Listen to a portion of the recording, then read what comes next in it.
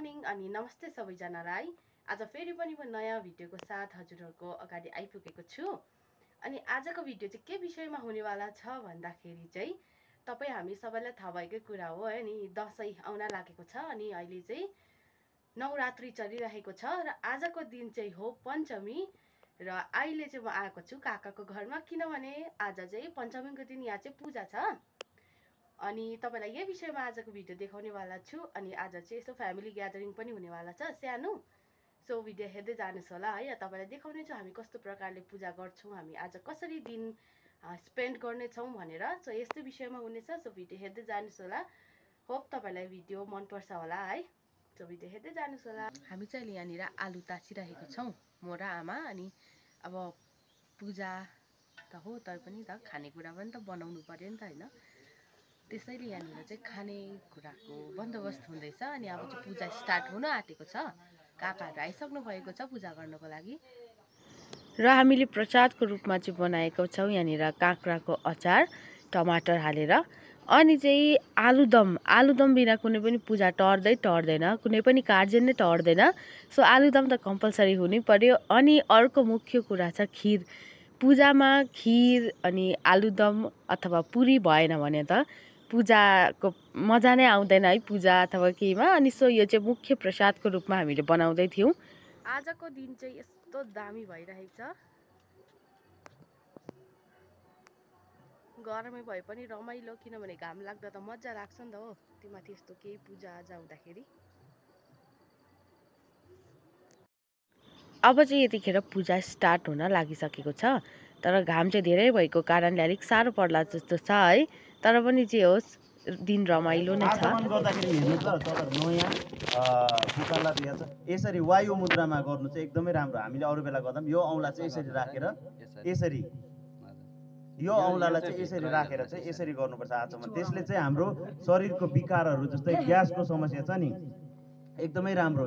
यो मुद्रामा चाहिँ हामी पापलाई नाश गर्नुको लागि चाहिँ तिलले हवन गर्नु रे। तिल त्यहाँ हालेको छ। शान्तिको लागि जौले हवन गर्नु रे, जौ पनि छ त्यहाँ। दीर्घायुको लागि घिउको हवन गर्नु रे। कर्म सिद्धि आफ्नो कामना सिद्धिको लागि तोरीको दानाले हवन गर्नु रे। बल तेजको इच्छा राख्नेले दुधको हवन गर्नु रे। पुत्रको इच्छा राख्नेले दहीको हवन गर्नु। धेरै धन धान्य चाहनेले असोज महिनामा काटेको धानले हवन गर्नु। हामीले धान पनि हालेको छौँ। समृद्धिको लागि चाहिँ धानले हवन गरिन्छ। र ग्रह जति बेला ग्रह मेरो अशान्ति छ, ग्रह शान्ति छैन भन्ने हाम्रो पण्डितहरूले भन्नुहुन्छ, त्यति बेला उहाँहरूले खयरको संहिताहरू हालेर त्यो पञ्च संहिता आउँछ होइन। यहाँ हाम्रो पुकालाई थाहा छ नि, माथिबाट जो आएको संहिता हुन्छ त्यहाँनिर खयरको 5वटा संहिता हुन्छ होइन, 9वटा। त्यहाँ खयरको पनि हालेको हुन्छ र खयरको संहिताले गरेको चाहिँ त्यो कारण हो। र धनको इच्छा राख्नेले बेलको पत्ताले हवन गर्नु। लक्ष्मी प्राप्तिको लागि कमलको फुलले हवन गर्नु। र यहाँ हामीले प्राय सबै कुराहरू नै यो संहिता यो चरुमा चाहिँ मिसाइएको।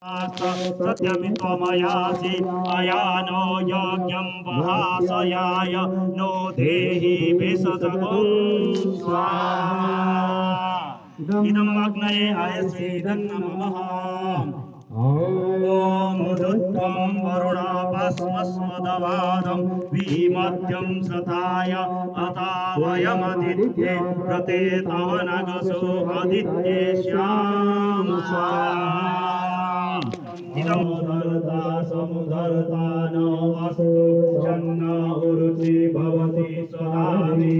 चन्द्रोदशे बृहति सन्नो अद्रि शन्नो देवानां सुहवानि सन्तो स्वाहा।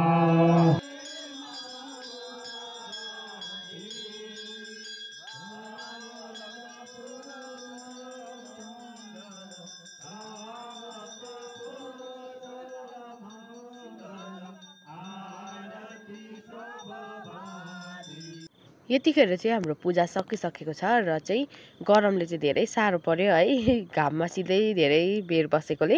तर पनि जे होस् पूजा राम्रोसँगले सक्यो। अनि तपाईँहरूलाई यति नै देखाउन सकेँ मैले। अनि होप तपाईँलाई भिडियो राम्रो लाग्यो होला। अनि यो प्रसाद पनि देखाएँ मैले, खाना चाहिँ देखाइनँ। सो आजको दिन यस्तै थियो, हाम्रो पूजा यसरी नै सकियो है। अनि थ्याङ्क यू फर वाचिङ।